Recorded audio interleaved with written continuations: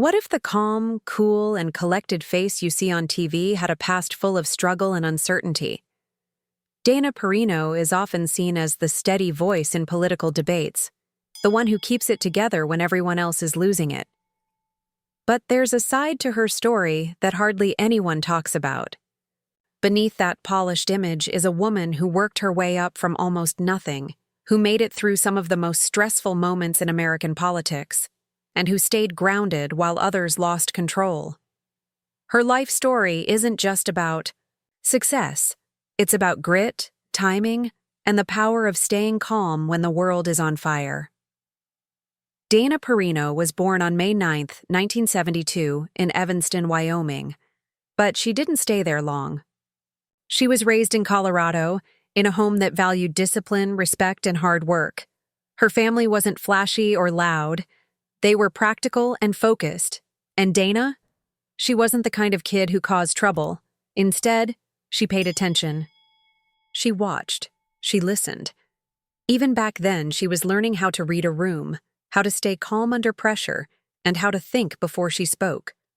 It might not sound exciting, but those early habits would later help her survive one of the toughest jobs in the country. When Dana got to college, she didn't waste time.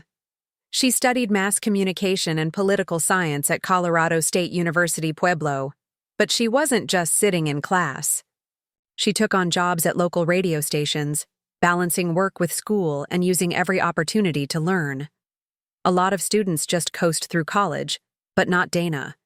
She was always working, always observing. And while it looked like she was headed toward a safe and steady career in broadcasting, she had other plans. She wanted more. So she did something most people wouldn't dare. She packed her things and moved to Washington, D.C., where ambition can either make you or break. Washington wasn't easy. At first, Dana took whatever job she could find. She was a staff assistant, working behind the scenes, often unnoticed and underpaid.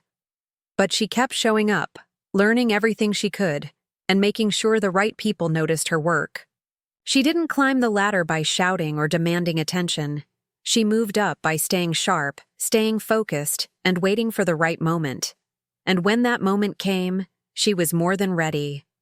That moment arrived when she joined the Bush administration. At first, her role was behind the curtain, working as the deputy press secretary. But things changed quickly. When White House Press Secretary Tony Snow stepped down due to health reasons, Dana was chosen to take his place. Just like that, she became the second woman in U.S. history to hold the job. It was a huge deal, but also a massive challenge.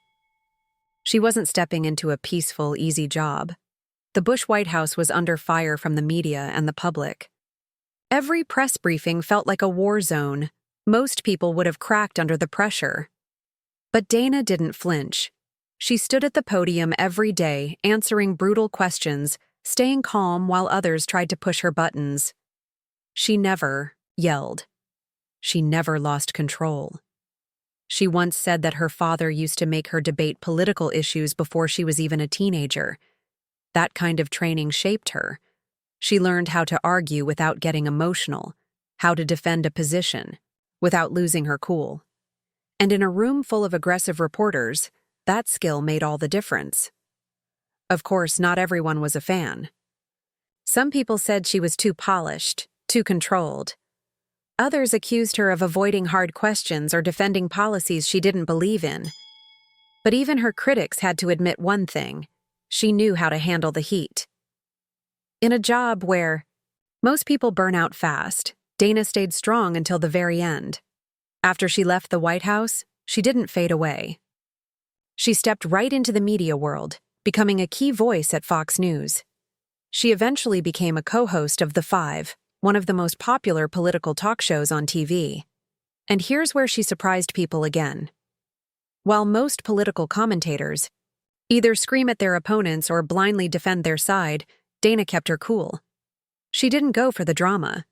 Instead, she stayed thoughtful, calm, and even respectful in the middle of heated debates. In a time when everyone's yelling, she stood out just by staying level-headed. But Dana's story isn't just about politics or media. She's also written books, mentored young women, and pushed for more female voices in journalism. She proved that you don't have to be loud or aggressive to lead. You just have to be prepared, confident, and focused. Whether or not you agree with her politics, there's no denying her strength. She turned a quiet childhood into a powerful career, and she did it without ever losing who she was.